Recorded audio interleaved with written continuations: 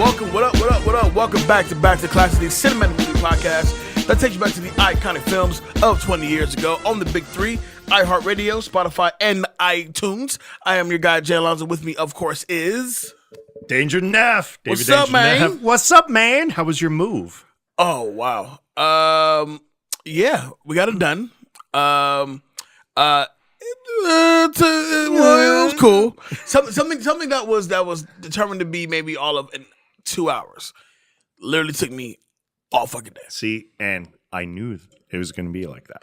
And I didn't. I don't. We don't have a lot of stuff. You know what I mean? But right. You know, as far as like getting the checks together and getting the truck and moving the stuff in, and then still going shopping to fill up the place and all. I'm like, so by the time I actually, not to mention, it's also daylight savings time at the same time. So, so by the time I'm actually I totally forgot about that. Yeah, by the time I'm actually done doing everything, it's like fucking midnight. I'm like, I've been up since 7. Now it's funny because I did tell you I was going to help you move, and he didn't. But I told you that I could only help at a certain time, and it was like 9 a.m. to 11 a.m. And that was true. I was up and ready to go at 8:30, but I was waiting for you to text me. Right. It's all good though. We got it done. Got it done. Shout out to Corey of Over the Top. Who sure, they get all the shout outs here. Yeah, he helped me out. Where's my recognition here? Hey man, we're here. We're here. How was your week? You know what? It was good. I'd been working like 15 days straight before that Saturday. So there was definitely some fatigue that kind of set in. So I sat around and did fucking nothing. Like my niece had a softball game and that was cool, whatever, but it was whatever. Word. It's whatever. Now we were supposed to do a review for Captain Marvel, obviously with moving and doing all this extra stuff. I didn't get a chance to see the movie. But I'm quite curious because the reception of the movie is pretty mixed. Yeah, so I did catch Captain Marvel. And since you didn't catch it, I know we talked off camera about this. I'll be doing a solo review on it. The movie is good. I definitely thought it could have been a lot better. I felt like for all the hype that was kind of given towards it, like at the end of the day, I was just like, all right, this could have been better. There are genuine concerns about sometimes the direction that they decided to take on it. Right. Like, all right, Black Panther was definitely different with this because Black Panther wasn't throwing in your face, certain things about it. Like, it's like, they never once did I feel like Wakanda actually thought of themselves absolutely better. Yeah, it became like a cultural... Right. It was a huge celebration. Yeah. Right. And that was really great about it. So I felt like with this one, they decided to kind of do something a little bit similar by trying to throw in the great idea of women's empowerment with it. And let me be fair. Yes, some of the women's empowerment stuff absolutely works. Right. But some of the stuff like it feels more like they were trying to target. You know what I mean? Like they were trying to paint a picture a certain way, right? And that it really alienated a fan base out of that. And that was little things. Now there were rumors, and before anything, so there were rumors that there's a second cut of Avengers Endgame without Captain Marvel, right? No, it has Captain Marvel in it. It's just she doesn't have the prominent role that she's supposed to take. So that's one. Right. And then there was also another rumor that if the reception wasn't nearly as good because the Disney boss did actually there's a pretty heavy rumor he did not like Captain Marvel at all. Really? Yeah. We're talking about Bob Iger. Bob Iger is indicating he did not really care for it at all, or at least the direction he decided to go for. Now, did he say why? Kind of the same things I'm speaking about, but again, heavy rumor here, right? And because of that, the idea is they could actually wind up killing off Captain Marvel a lot sooner than when Brie Larson's contract is supposed to actually end. Really? That's the rumor. Wow. But again, take everything with a grain of salt. Let's keep in mind, Captain Marvel had the third highest March opening of all time at $154 million. Right. That's amazing domestically. Right. Globally, it's almost cracked 500 million or something like that. I believe it's like 465 or something like that. It's pretty close, though. That's what I saw also. And that's incredibly impressive, especially considering really there's nothing truly coming out until a movie that we're going to talk about here in just a second. Right. So let me ask you this. So because you did see the movie, how does it, without spoilers, obviously, how does it relate to Infinity War? Because it's supposed to be like the one movie that ties it all together and it leads us right into Infinity War. Like, is it relatable in any kind of way? So the ending credit is probably the only, because you have to think about, okay, when does Captain Marvel actually get there? Right. You know, and it felt like they actually took a scene from Endgame and put that as one of the ending credit scenes. Right. Which, cool, but I don't want to say that ties everything together. In fact, there was some things that changed the past of the MCU universe a little bit, which I didn't care for. It's like, you guys have built a solid storyline up to this point. Mm-hmm. Why change? Why try to change the past at this point? Because it's like a good example. No spoilers alert here, but you find out how Nick Fury loses his eye officially. Okay. All right. In Captain Marvel. Okay. And it's heavily different from where it was in the comics, and it's absolutely heavily different from what he was saying in Winter Soldier. Okay. You know, so you know, so let me ask you this: kind of tough. Does it, kind of, what's the word I want to use? Does it take you off of your excitement for it, Endgame? No, because I think Endgame was always going to be too strong for one movie to really take it down. Does it raise a little bit of concerns? Kind of, really? But at the same token, like I think it's just a matter of kind of seeing. I think Endgame is going to be perfectly fine. Mm-hmm. I just really hope it's not one of those things where it's like they're kind of trying to force feed you something, right? Because of it. It's like Endgame is so. Endgame should be absolutely amazing because really we're closing a chapter. It's like closing a chapter on your favorite TV series. Right. You're so used not to The Sopranos. It. Right. You're so used to it. And you're just like you're not ready for it to be over, but at the same time, you already know there's a spinoff already planned, right? You know, so I don't know. Now you are going to do a review, literally right after the show. So look out for Dave's solo Captain Marvel review. I wish I could be in it, but unfortunately, I didn't see the movie. However, we will be doing a review for Jordan Peele's Us. That's something we've been looking forward to for quite some time. And then, of course, the early reactions are just... It's 100% on Rotten Tomatoes. The roof. I can't wait to see it. Yeah, it looks good. Let's move forward. We got a trailer. It came out today, right? It did drop today. I believe it dropped through Will Smith's YouTube account. Which is fun. Yeah. The official trailer for Aladdin. I'll start this. I'll say 100 times better than the teaser. Yes. There were a lot of concerns after the teaser. A bunch of them. And for me, one of those is clearly Will Smith as the genie. Yeah. Now, this trailer does give him more character, gives him more to do, so to speak. So, so for me, I'm able to really be like, okay, I could probably deal with this for an hour and a half or however long this movie is. My concern now is, are they focusing solely on the genie? And we're leaving Aladdin, Jasmine, and Jafar. I don't particularly care for Jafar as far as the actor they have playing him. See, I'm glad because this was a discussion that we had through our chat, and my concern was, okay, the reactions to the trailer in my eyes are mostly positive. There's not a lot of issues I can say about the trailer that I didn't really like. I did wish that things were a little bit bigger, and I really want Will Smith to bring energy to it. Like, I don't want him to be lax and just be like this cool genie or whatnot. I want a genie that's like not. He doesn't have to be okay. Look, Robin Williams brought energy to everything, right? So I can't wish that from Will, but I do want energy to come out of it. I don't want him to be where he's just like, oh, I'm the cool genie. You know, Right. I'm the genie that you want around when shit gets tough. No, I want the guy that's just like, hey, I'm your best friend for a reason.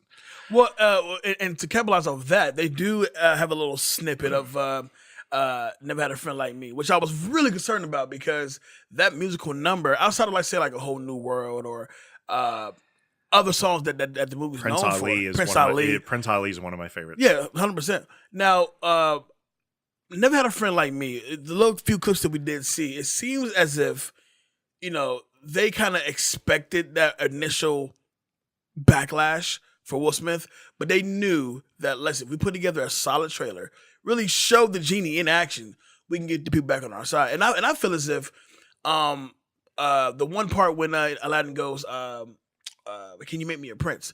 And he goes, well, you know, it's a gray area in the words "make me a prince." I just make you a prince. And he steps his finger in a prince, like, well, this is my castle. That was clever to me. Right. You know what I mean? It was very clever. Now, as far as, let's say, Princess Jasmine. Now, Naomi Scott is beautiful, but you would think Jasmine is a key character, a main character in the original Aladdin movie, and we really get not too much from her. Which again is going to be one of those things where we kind of really need a second and third trailer to see how everything's going to flesh out. Maybe there's a few TV spots to really kind of a little bit, going. Just something. So I don't know. You brought up a good point on Jafar though, and this was something I also brought up. Mm-hmm. I wanted Jafar to be older. It makes more sense for him to be older. It does. And I get it, the whole idea of an older man going after a younger woman, but he was never in love with Jasmine. He just wanted the kingdom. Right. That's all he basically wanted. So they had to, they kind of had to figure out a way to make that work in the original storyline. Now he just seems like a young, I'm here to take over the kingdom, and I love Jasmine. And it's like, look, I don't want Slumdog Millionaire, right? Because that feels that way. For me, I envision a human live action Jafar to be a bit more menacing. Yes, and I just did not feel that from this guy at all. Now, as far as everything goes, I think the carpet looks dope. I think Abu looks great. Mm-hmm. So I mean, overall, it's bright, it's colorful. Guy Ritchie is a director I do have films of his that I'm a fan of, like Lock, Stock, and Two Smoking Barrels. Oh yeah, Snatch. Those are great films. So the fact that he takes Two Smoking Barrels is 20 years old, by the way. Right. Right. Coming up soon. but with this movie, he's definitely been given a certain amount of huge responsibility. Like, because if you fuck this up, the general masses will not forgive you, and if they do, it'll be a long time from now. Right, but I think Ritchie will be fine. Keep in mind, this is the same Ritchie that made Sherlock Holmes, which is which was a classical novel that nobody really knew how to feel about it when it was first announced. Really into something that was pretty respectable. Right. Like I actually liked the first two Sherlock Holmes. And yearned for a third. Yeah, movie. we've been kind of itching for a new one. And he actually created two really good villains with Mark Strong and the dude from Mad Men, Jared Hess. No, Jared Harris. Jared Harris. Yes. Yeah. Mm-hmm. Jared Harris as Moriarty. Mm-hmm. That was absolutely respectable. There's not a lot more that I could have wanted from those Sherlock Holmes movies that they didn't already do. So I have a little bit more faith in Guy Ritchie to kind of pull together and make something that's colorful and bright and whatnot. You know, he's a talented artist for sure. Right. So as of right now, so let's say we have Dumbo, we have Aladdin, we have Lion King. Which one are you most excited for? Dumbo. Really? Dumbo looks great. It does. Dumbo looks great, man. Like I'm overly excited for Lion King, but Dumbo looks fantastic. I need more from Lion King, to be honest. But for Dumbo, for me, Dumbo is a very personal story for me because it was literally the first Disney movie I ever saw. Mm-hmm. So Dumbo, seeing the mom and baby connection, I got emotional the first time I actually saw the trailer because they're playing the music and it's playing just right, and it's gonna be a lot of fun. I love Danny DeVito, so it's gonna be fun to kind of see him, in his role. Mm-hmm. I'm interested to see how they go about it because a lot of people, the original Dumbo obviously had Jim Crow, clearly the crows. And a lot of people say that's racist. Mm. And I said, That's not the racist part in the movie. That was actually just the characters and how they actually were. Right. Because keep in mind, they actually wound up like being like they taught Dumbo how to fly. Right. So it was a very positive relationship for that. No. The racist part of the movie is at the beginning of the movie when the train is actually going and you're hearing the workers sing their song. And that is a super racist song. Now, Dumbo comes out first, right? It does. And that's one, and to be honest, that's one I'm most excited about because it's going to be one of the first times where Disney kind of has to put a non-speaking character to kind of be the star of the show. Right. And that I think they're going to do fantastic with this live action. But then again, I'm also of the opinion that live action movies are a waste of time. So that's just me. So we'll see. So moving along, we have the Brightburn trailer. Yes. Now you want to talk about this? Now Yes. I literally just watched it. What'd you think? The shit looks wild, doesn't it? It looks absolutely wild, nuts. It's basically you said it perfectly. It's like a twisted Superman.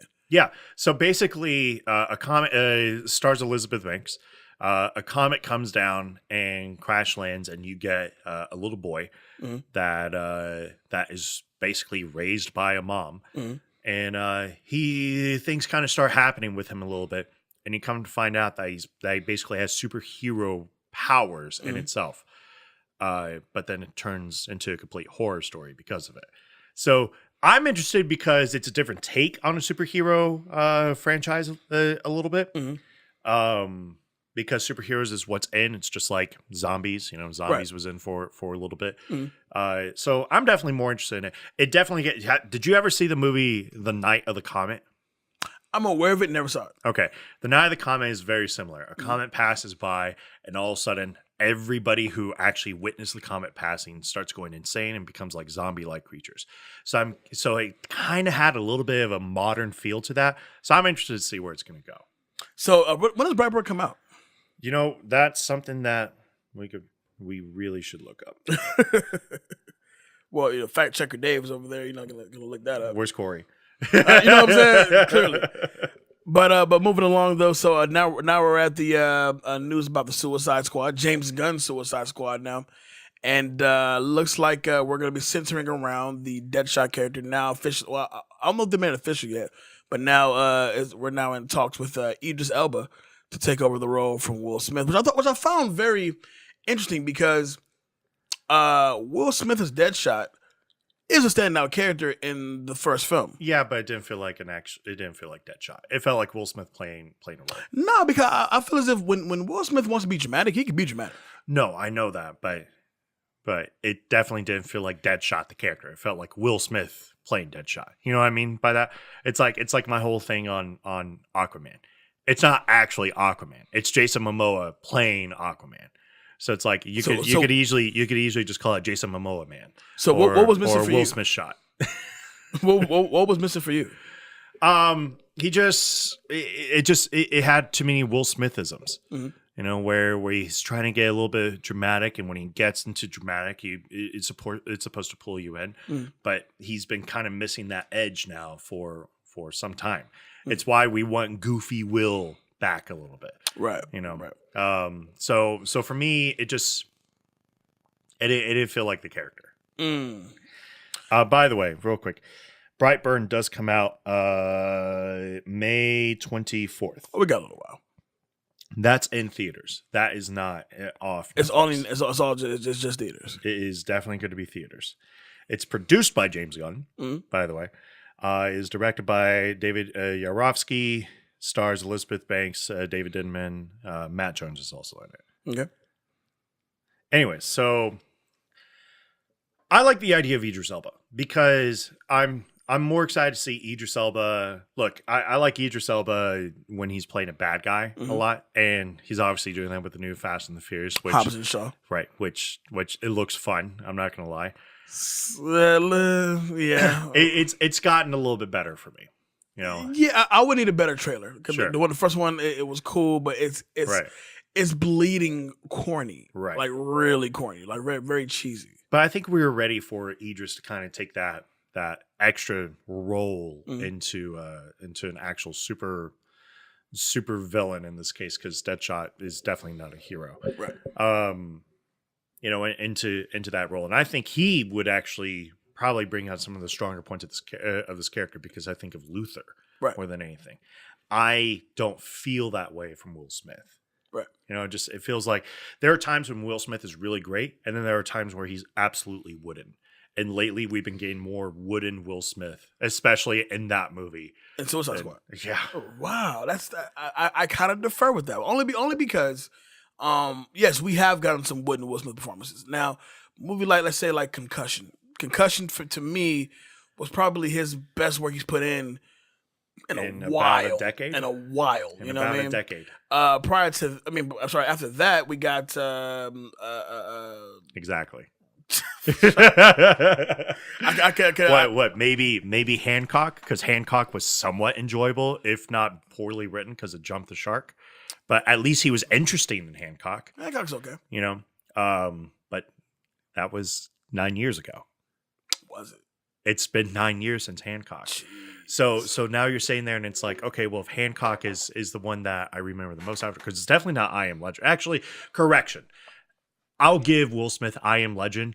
I Am Legend should have followed the original storyline. Right. You know, instead of following what it wound up being. Right. You know, because the original storyline is supposed to be where humans have evolved, and the reason why he's considered a legend now is because he's basically like Bigfoot. He's the last basically human, and he's the one that's terrorizing the monsters at this point.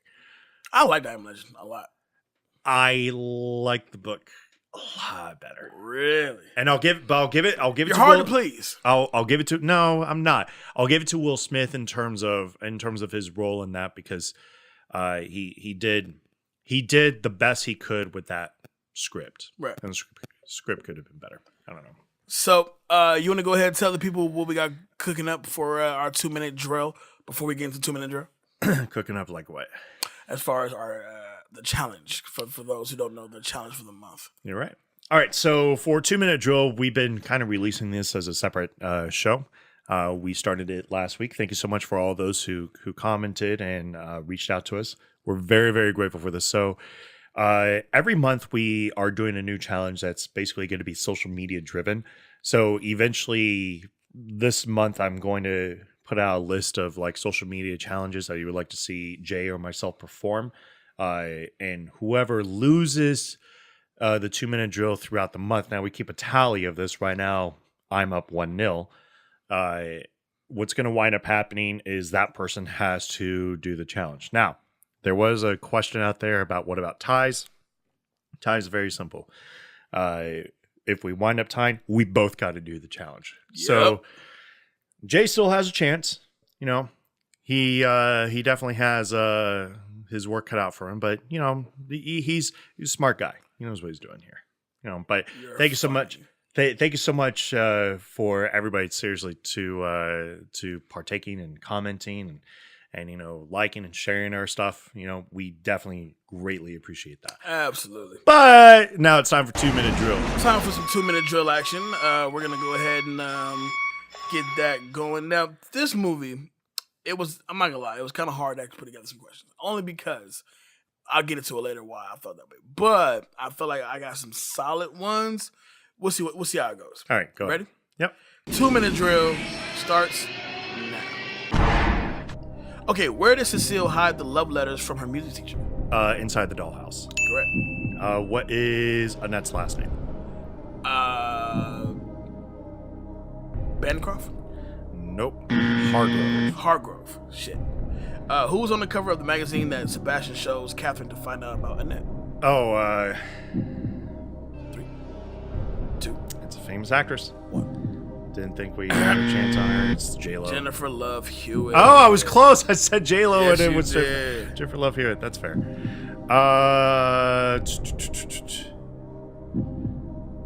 Here we go. What was in the pool with Annette and Sebastian?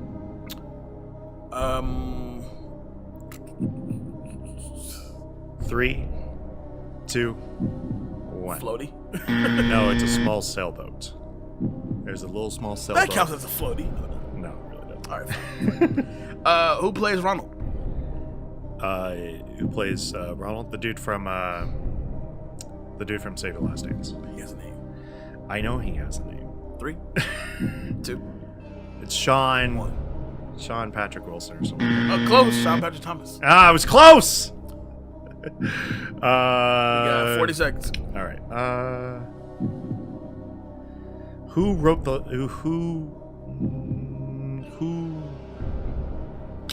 who wrote her the letter? Who is the actual person who wrote her the letter? Who wrote Cecilia the letter? Yeah. Sebastian. Nope. It wasn't Sebastian? Nope. It's Cecile's mom. Cecile's mom. Shit. All right. Who plays Marcy? Marcy. Reese. No. 3, 2, Selma Blair? 1. No. That would be Tara Reid. Oh, it was Tara. And that is 2-minute drill. Well, 1-0. Once again. You know, that's okay. You still got 2 more weeks. Yeah. You still got 2 more weeks. Yeah. And next week is a lot of fun. Come on. Well, if you don't know what movie we're talking about, we're taking it back to 1999 with the, I guess you call the teen romantic drama, Cruel Intentions. Original release date, March 5th, 1999. Shares opening weekend with Analyze This and Lock, Stock, and Two Smoking Barrels. Production budget of $10.5 million with a box office total of $75.9 million. Currently sitting at a 49% on Rotten Tomatoes. I think that's more than fair.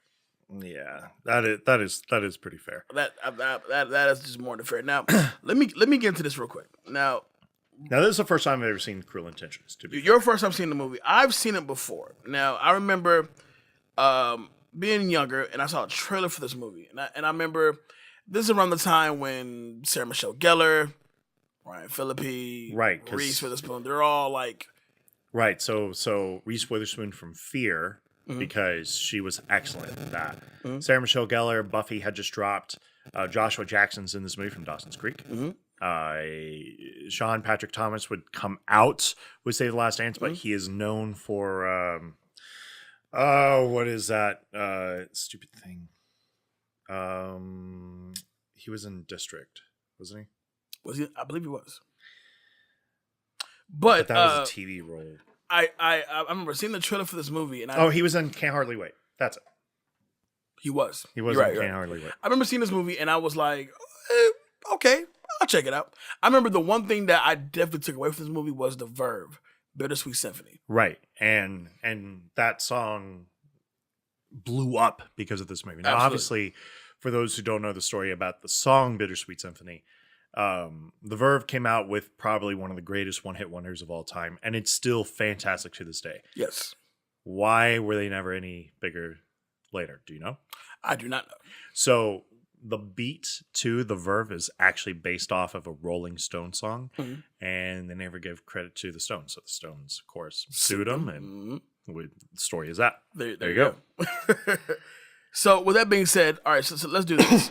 So real quick, Cruel Intentions is based upon a work of fiction called Les Liaisons Dangereuses, or Dangerous Liaisons, from Pierre Chodelot de Leclos from 1782. It is set amongst wealthy teenagers attending high school. This is definitely the summer at the time. In this case, this movie is taking place in New York City instead of 18th century France, obviously. And this movie starts out really interesting because we get pretty much the introduction to Sebastian, who's played by Ryan Phillippe, and he goes into a therapist office with the girl from The Grinch. The Grinch. How the Grinch Stole Christmas. Jesus Christ, what is her name? The therapist, right? Yeah, it's a therapist. Susie Kurtz. I mean, I feel like that's her character. That's her real name is Susie Kurtz. She's in Liar Liar. Yeah, of course she's in Liar Liar. But basically, this opening scene paints Sebastian as what you would expect him to be. Right. To be honest, he's a bit of a sociopath. Clearly. Like he believes that he can basically get any girl that he wants. Mm-hmm. And it's one of those things that it's really weird with him because he talks very upscale. like aristocrat like, and sometimes there's a little bit of clever wordplay that comes with it, and I gotta give credit to the director in this case for doing so. But at the end of the day, he's basically a horny teenager that tends to outsmart people. Clearly. And he uses sleeping with other teenagers or other women rather as just fun, as a challenge to take down. Right. So if this kind of gives you a vibe of the Me Too movement, believe me, Jay and I definitely got it as well. Yeah. This is one of those movies that this movie couldn't survive today. No, it could not. And the thing is that it's funny because when thinking about why do people still like this movie? Because I know a lot of people that still really like this movie. A lot of people like to pinpoint to Catherine. Catherine, played by Sarah Michelle Gellar, who is the step sister, and literally they are absolutely stepbrother and stepsister, but they're attracted to each other, which is a little bit weird. Which is very odd, yeah. And she's very beautiful, obviously. And she's also, once again, very manipulative in the way that she moves as well. Right. But she uses it more based upon her stature more than anything else. I mean, she definitely uses her sexuality, but even she mentions later on that everybody's doing it, but it's all just like one secret society. Right. Right. And she's having a conversation. With Selma Blair's mom, Cecile, about Selma Blair. And Selma Blair is easily that fool in this movie. She is, but I feel like there's another fool as well. But you definitely enjoy her. Now, this movie doesn't require for us to go scene by scene, but I'll say this. This movie does play out, and I said this off camera, this movie plays out like preppy teens who are just bored. Yeah. Who have nothing better to do except plot against each other. For example, by the time we get introduced to the Catherine character, she's already established herself as just this preppy, rich, young chick. He's driving like a 1956 Jaguar. Clearly, I mean, it's a beautiful car. And so, like all movies in 1999 rom-com, apparently, there's always a bet. We had it with 10 Things I Hate About You. She's All That. We've had it with She's All That. So what's the bet in this one? In this movie, the bet is the new girl on campus, which is played by Reese Witherspoon, Annette Hargrove. Right. She's known for being this virgin, and it's a challenge for Ryan Phillippe's character to take her down. Right. Now, the bet comes into place with Sarah Michelle Gellar and Ryan Phillippe's character, basically because she has her own particular thing she needs to take care of as well with Selma Blair's character, who is now with her ex-boyfriend. Right. So, in this case, what it is that Sarah Michelle Gellar, Catherine, was basically rejected by her ex, who is what's his name? Court Reynolds. Court Reynolds. Mm-hmm. And basically, it just sounded like a teenage breakup. But she wants to get back at him because apparently he is in love with Selma Blair. Don't know why. Right.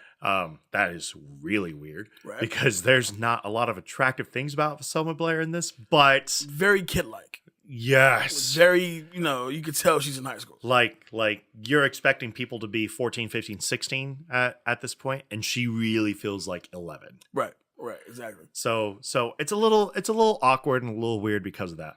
So the bet is basically if Sebastian can crack Annette by sleeping with her. By the way, let's throw it out there. Right, it's sleeping with her.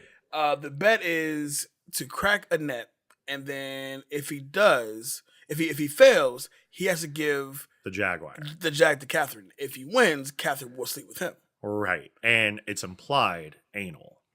Oh, yeah, because he can put it anywhere. Right, exactly. And he goes, okay. So now we're in business. So one of the appeals about this movie, and I remember when it came out, why so many people really enjoyed it, is because it talked about the taboo of sex. Yes. Basically. So it really kind of goes through like a checklist of like things to talk about. Like it talks very briefly about anal. It talks about giving a blowjob. It talks about, going down on a girl, and kind of like, and what an orgasm is supposed to basically like feel like. Right. Mm-hmm. And so it's like one of those that like nowadays, maybe we would all like laugh and chuckle about that. But in a lot of ways, I felt like, these teenage girls that were kind of growing up watching this crap, mm-hmm. They were like almost kind of like getting educated from this, right. that it was like having the talk by not having the talk. So it was a little weird. Once again, Ryan Phillippe is an absolute creep in this movie. Absolutely. And I really have to hit on this point because he does all sorts of different things. For starters, the star quarterback of the football team who hates his guts. The Gregster. Right. Greg McConnell. Right. Mm-hmm. He basically kind of fools around with Joshua Jackson's character. He's closeted. In the closet. Yeah, and he's in the closet. Mm-hmm. And what winds up happening is that there's a rumor that gets spread around Ryan Phillippe about how much of a man whore he basically is. Right. And he is one. Mm-hmm. Let's make that very clear and very simple. But he feels like that's hurting his reputation, right. and it's hurting his chances with Anna. So he basically tries to set up a plot where he goes and like catches them in bed together and like takes photos of them and whatnot. And he does so, of course. And then Anna kind of hears good things about him from the same football star, about all these like great things, and then that kind of really started to develop the relationship. Right. What wasn't in the formula, Jay, was love. No, unfortunately not. No, because then that's what happens. Like it's one of those things that it's kind of tough to pinpoint. Because really, in this movie, there is no positive male figure in this at all. There's no positive character in this movie at all, except maybe Sam. Maybe no, because you'd have to give it to Reese Witherspoon. Yeah, Annette. Yeah. Because I mean, she's somewhat innocent. She's pretty much solid, but even Cecile's who's dim-witted as fuck. She just there's not a single character, and even the moms are like you're. Right. You're shitty. You're so literally shitty. In the trailer, it literally says, Catherine is popular. Listen to her and you'll be absolutely fine. And it's like, that's who you want your daughter to be a role model? It's modeled after? So again, this is absolutely like preppy white boy stuff that kind of happens. So Sebastian finds out that it was actually Mrs. Caldwell who had pretty much started the rumor about him. Really? So now Why? For no reason whatsoever. And now he vows to take revenge against her now to make himself look good for Annette. Which at this point now, Annette's pretty much coming around to the fact that she does like him. Yeah. Mm-hmm. And it, again, this is just a weird movie. So what he winds up doing is to make it seem like to do so, he agrees to seduce Cecile. Mm-hmm. And this is probably where it gets a little too rapey. For my eyes. Oh, that whole scene is rapey. It's. I don't want to kiss you there. I want to kiss you. Right. There. So what winds up happening is to seduce Cecile, who Cecile, by the way, is in love with her music teacher, Sean Patrick Thomas. Yep, Ronald. Basically, he seduces her by getting her drunk. In this case, off of a Long Island iced tea, although she claims that she fully wasn't. Right. And says that he's going to tell her mom that she's out past curfew at a certain hour unless she does stuff for him. Right. And he does. He basically threatens it. She agrees to do stuff and he winds up going down on her. And then they wind up starting to sleep with each other during this time. Right. Now, the underlying plot is when Cecile opens up to Catherine about her feelings for Ronald. And then she also lets it be known that Ronald's been writing her letters that she keeps underneath her dollhouse. Now, Catherine double backs and goes to tell Cecile's mom about the, impending relationship between Ronald and Catherine. We view it as, what's the problem versus her mom's doing, he's black. Right. Oh, yeah. Yeah, that was bad. So that undertone of the racial thing, I thought it just threw me off completely. Especially when Ronald's like, the black man's gone. The black man's gone. Thank God Almighty, the black man is gone. I just didn't see a point to it. Right. But then immediately afterwards, what happens? Like he gets into the elevator and now pops out the siblings, once again with a nice little letter and just trying to curtail that way of thinking a little bit. Right. And then what winds up happening, you've later find out, is that Catherine starts sleeping with Ronald. Right. And it's just, there's a lot of grossness with this movie. There's a lot of fucking around going on in this movie. Yeah. Actually. So what winds up happening, and to be fair, because I am going to speed along this movie a little bit, because there's not a lot to cover with this. Nah, it's pretty much direct. There is a lot of people like to point out to the scene where it looks like he wins the bet, because he does wind up like falling in love and being with her, and he catches Catherine with Ronald. Mm-hmm. Ronald leaves, and then afterwards she's all like, well, looks like you won the bet, are you ready? And he's all like, oh, not right now. And he's like, I'm not in the mood right now. And she's like, I want to fuck. Like for some odd reason, girls really love that scene. I don't know why. Like it just felt just free-minded kind of thing. Yeah, it's like a free-minded, like I'm able to do whatever I want. And I realize that it's this thing, because I wanted to really look into this movie, like what did people really see with this? Because guys wise, I don't think there's a guy out there that actually really likes this movie. I don't think so. I think that's kind of tough. So. I think it's kind of tough to swallow. Like I know guys that like rom-com movies, and then I know guys that just don't really care for this, because it's just all high school drama bullshit. Right. But one of the things, it's kind of unrelatable as well. Absolutely. How can you relate to any of these characters unless you have some of those things about you? Right. Which at 14, 15, 16 years old, kind of makes you. Maybe. If you're a terrible person. Yeah. Raised that way at least. But one of the things that I think people really like is Catherine, because to be fair, she is by far the most interesting of these characters, because she's a little bit Machiavellian in her way.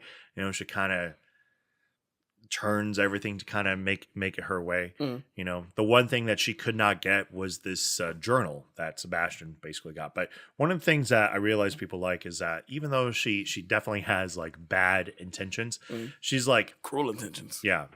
She's a bad girl that looks good while doing it. Right. And I think a lot of women see that and say, that's somebody I want to emulate. Up until the end. Right. Of course. But even at the end, they're like, well, she's still alive. Like she could rebuild her reputation. Right. So it's one of those things. So what winds up happening is Catherine recognizing that Sebastian's fallen in love very fastly for her, and then that's kind of playing. She's playing like she's definitely in love, and definitely feels like she's in love in this movie. Right. Catherine basically, says, you'll always be this kind of person. I know you, and I know what this can do to your reputation if you decide to go through with this. Right. Which leads to this big melodramatic scene between Sebastian and Annette. And there is one particular part in this scene that is legitimate, because for those of you who don't know, Reese Witherspoon and Ryan Phillippe were actually dating during this movie. Right. And they would actually wind up getting married and have a couple kids from this.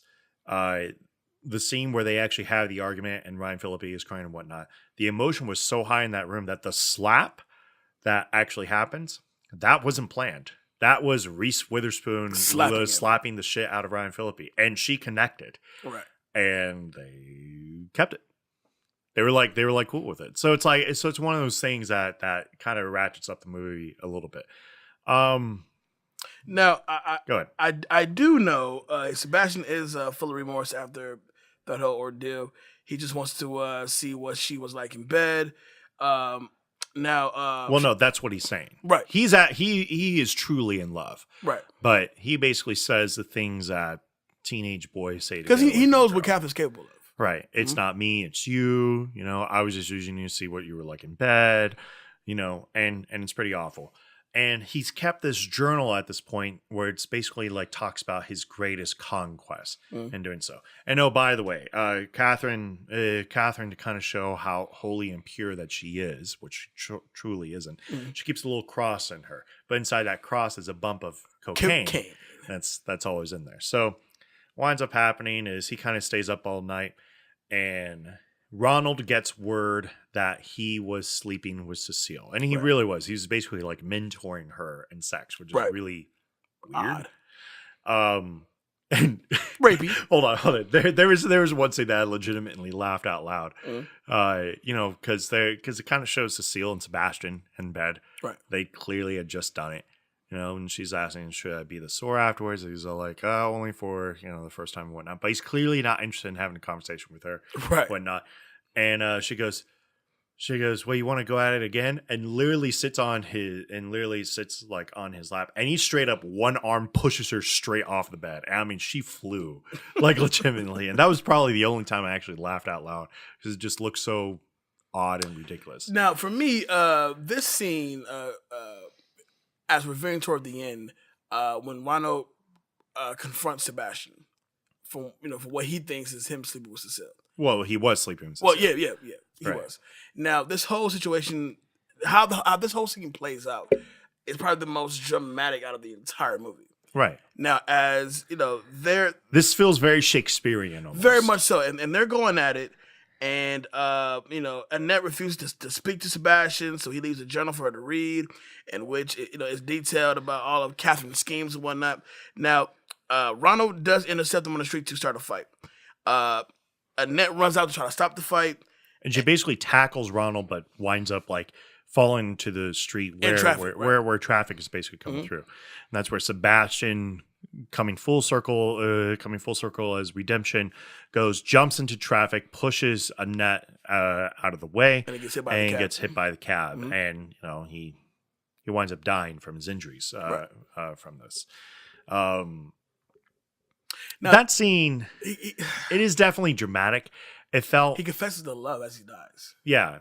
Which is... I mean, but he's dying. Yeah. That's I don't know. I don't know what I would say on my dying bed.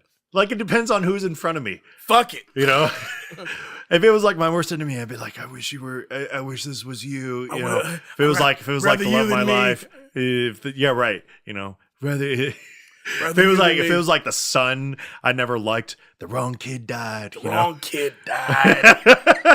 So Ronald does leave the scene in shame, realizing that Catherine did lie to him. So you go to Sebastian's funeral, and Cecile distributes copies of the journal, which has now been made into a book by Annette, which is now titled "Cruel Intentions." Right. Catherine is humiliated and rejected by her classmates. Reputation is absolutely ruined because literally the headmaster comes in, sees the cross that's been basically acknowledged to have cocaine in it, opens up the cross and sees cocaine in it and just kind of shakes his head, And Annette drives away in Sebastian's car, journal at the side, remembering the moments that they had, and puts on the sunglasses, just kind of drives away. And that's Cruel Intentions. That's Cruel Intentions. Now. Yeah, sorry. Was that your version of I didn't know what you were doing at first until I realized you were trying to do Bittersweet Symphony. Is this a bittersweet symphony? I've always dug that song. Yeah, that song is always cool. Now, this movie was not originally called Cruel Intentions. It was called Cruel Inventions. Right. Yeah, so it was called Cruel Inventions, but they test audiences felt like that they were going to see a sci-fi movie at the time, which is why they basically changed up the title. So let me ask you this: in today's culture, I think we can both acknowledge that a movie like Cruel Intentions should probably not exist. Probably not. Right now, probably not. But it's a symbol of what used to be. Right now, let me ask you this though. Would you recommend Cruel Intentions to basically would you recommend it to anybody to actually like check out and actually like explore the ideas that the movie's trying to talk about? The taboo the taboo of sex, how love kind of really should be, things to watch out for certain people, because I think there are clear lessons to be learned with this movie. There is. Would I recommend it? No. But what I would say, that if you happen to come across this movie, there are lessons to be learned, as far as, and outside of sex, as far as, manipulation, as far as, being spoiled, as far as, taking things for granted, what I'm saying, when things are just kind of handed to you. Right. As opposed to people who have to work for what they need, and then really you play these games with people, it can have some really harsh, Yeah, absolutely. reactions to it. Yeah. I think it kind of depends, because if you're a high school teenager and you're really okay, when we're in high school, you're really unsure about yourself. Right. I think that's where the importance of Cruel Intentions come in, where it's like, hey, these are real conversations that will probably happen in high school, and right. you maybe put yourself in a situation from this because of it. So it's kind of important to kind of see how people sometimes use this tool as an example, and we can all laugh about what's going on in the movie and whatnot, but I think there's some important lessons a little bit. I don't know if I could strongly recommend it like you. I also couldn't strongly recommend it, but if it was literally like my friends told me about this movie and I wanted to check it out, to my niece in this case, then yeah, I'd be like, yeah, we can watch the movie and I can somewhat kind of explain what's going on. Fill you in, I guess. I don't know. I don't know. Like the dad's not around, so I gotta take on whatever role I can. But I can tell you, the movie doesn't necessarily age well. But at the same time, it's popular amongst people who were around at the time when this movie was really popular. So, and then it had 2 sequels straight to DVD. Yeah, and those you can just kind of skip. Let's get into some takeaways, man. Who's getting your That Guy award? Nobody. There's not one guy I'm giving a That Guy award. All right. I feel like with this movie, I can't give it to Sebastian because at the end of the day, I could not stand him. Right. Sean Patrick Thomas, I don't know what your age is in this movie, which is my number one issue with it. Okay. Because I hear the word mentor, and you're spending the summer teaching this girl how to do stuff, and you guys are falling in love with each other, and then you wind up. How old are you? Right. What are you? Are you like a high school senior? Because I didn't see you at the funeral. Right. So what? I didn't see you at school. School hadn't started at that. Right. Okay. All right. But what are you at this point? Do you know like people in the same clique? Are you just recently graduated, or it just kind of weird. It wasn't clear. It definitely wasn't clear. Joshua Jackson, I've never cared for him, like ever. Okay. And then that's pretty much all the guys in this movie. And then the quarterback, is a dick. That chick award. I kind of have to give it to Catherine here, because at the end of the day, as an awful person that she is, and she truly is one of the worst people out there. Right. She's very, very good at it. Right. So it's one of those things where it's like, really good at being shitty. Yeah, you're really good at being shitty. Right. This full award. Yeah, I'm gonna give it to Cecile. Right. She's just, you're too naive walking into high school like this, right? Into this rich community of things, and like things that you're basically trying to learn. And I just feel like you never asked any questions whatsoever. Cut that out. There's a lot I would cut out. The whole he is black scene, like that, right. Just that threw me off. It just wasn't like a general, like, just take that out. Right. The rapey, I know it drew. I know that it kind of forced the plot to kind of thicken a little bit. But the rapey scene with Cecile, I know how funny it is and whatnot because it's going down on her and whatnot. But right. No, it feels wrong. It feels gross to me. Right. I'm a guy. Especially when you watch it now, it's like, ugh. I know. Iconic scene. Is there really? I have one. Let me think about this. Iconic scene. I probably would say the escalator scene with Annette going up and she sees Sebastian. Okay. And it's like that's when they finally like formulate that, yes, we are actually in love with each other. Right. Like it's kind of nice, and it's kind of a scene that you can definitely see. It also kind of feels a little bit real because they were dating at the time. Right. So maybe but I can't give it to like the I want to fuck scene. Like I can't give it to that. Like right. That's ew. When the only other iconic scene I can really give this movie is the rapey scene. Right. That's a problem. Right. You know what I mean? Okay. I don't know. My guy, Jay Alonso. Who's going to give that guy award? I'm going to go ahead and give it to Ronald, only because he's the only black dude in the whole fucking movie. Well, yeah. But besides that, what he had to endure with the mom and, of course, dealing with Catherine. I mean, he's not a good guy at all. But at the same time, How old is he? How old is he? You never know. But he sticks to his guns.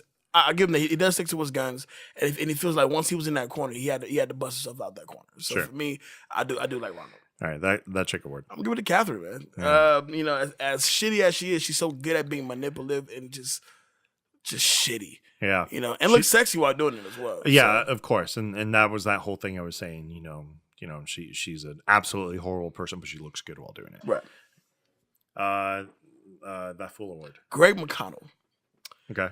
He gets it because I get it in high school. If you're closeted, you don't want certain things to get out about you, whatever. But really, this guy really has nothing really on you, and then you fall for the blame thing, just hook, line, and sinker. Right. What I mean? It was almost like, how long was it before you guys got back together again? Right. And you allowed to be blackmailed just to find out who said a rumor about somebody else. Right, because it's all a reputation thing. Why do you fucking care? Reputation things are weird anyway. Right. So yeah.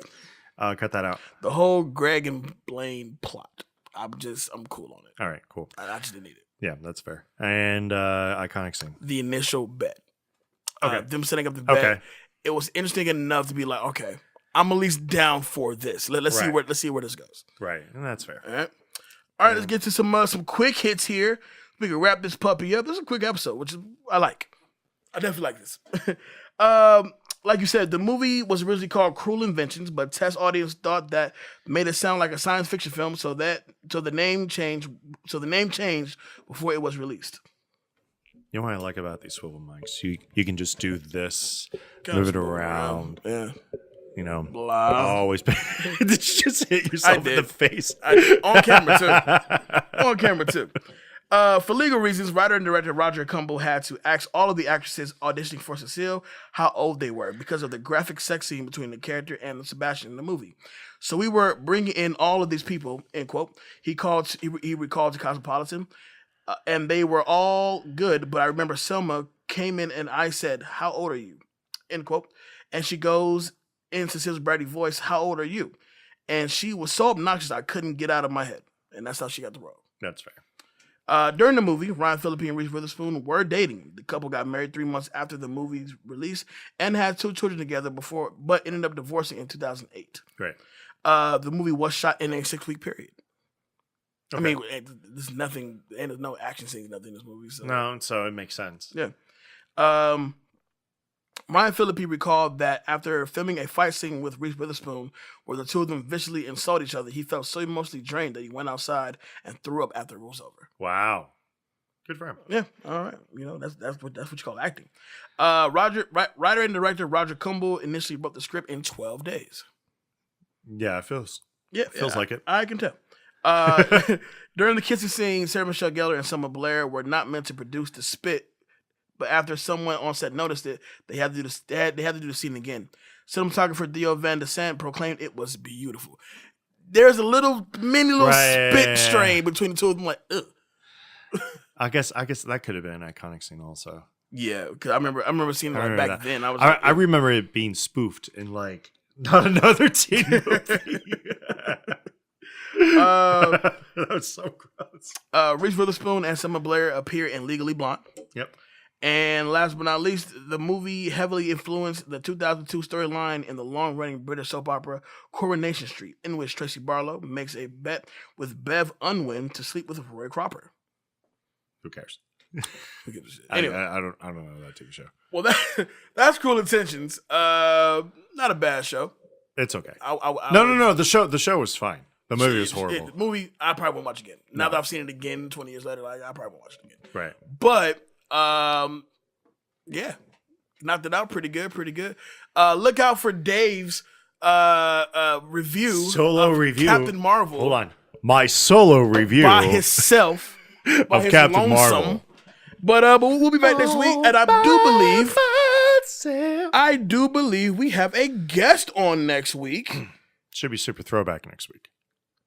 Oh, correction, we do not have a guest on next week. You're absolutely right. Wow. But Super Throwback is next week. Oh, I can't. Looking forward to that. Is gonna be a good one. It's gonna be a good one. It's gonna be a really good one. Dave, let the people know where they can find you. You can always find me on Instagram, Facebook, and Twitter at David Danger Neff. I'm the co-host here at Back to the Classics. We also do a movie review show called Reel It Back. I'm also one of the writers here at Beat Network Online.com. Beat Network, no, there's no us in there. It's BeatNetworkOnline.com. It's where you can always find me, where we always share all the latest news and entertainment. And yeah, that's pretty much where you can find me. You talk to me, I talk back. I don't care what conversation it is. You could talk to me. I had a really interesting conversation actually yesterday with one of our viewers. Mm-hmm. She went to high school, and she went to high school with Paul Mooney. I saw that. Yeah, I saw pretty that. pretty interesting stuff. And she was telling me about all the old sets that she used to see out there in California, because she apparently traveled all over California to kind of see everything. Apparently her parents were in the movie industry. Mm-hmm. So that's why I like to build. I like to build this little community of people that can feel and share these experiences with us. I know I have a lot of celebrity experiences, good and bad, that I love sharing so much. Don't we are? So yeah, my guy, Jay Alonso. Where can they find you? You can find me on all the social media simply at I am Jay Alonso. That's Facebook, Instagram, Snapchat, and Twitter. Talk to me and I'll talk back. Of course, the Back to the Classics Movie Talk group on Facebook, Back to the Classics, a Movie Talk group, is up and popping. Go ahead, jump on in and join the conversation where you will find awesome people like the lady that Dave had a conversation with. And of course, the Back to the Classics Instagram page, BTTC Podcast. Go ahead, jump on, follow us. We announce all the shows there, and of course, the little movie tidbits here and there. And besides that, I'm also a host here at Back to the Classics and a talent on other things as well here at Beat Network. And with that being said, shout out to the entire Beat Network family. Shout out to the whole iHeartRadio, Spotify, iTunes people. This is Back to the Classics. We'll see y'all next week. I am Jay Alonso. With me, of course, David Danger Neff. See y'all next week. Peace.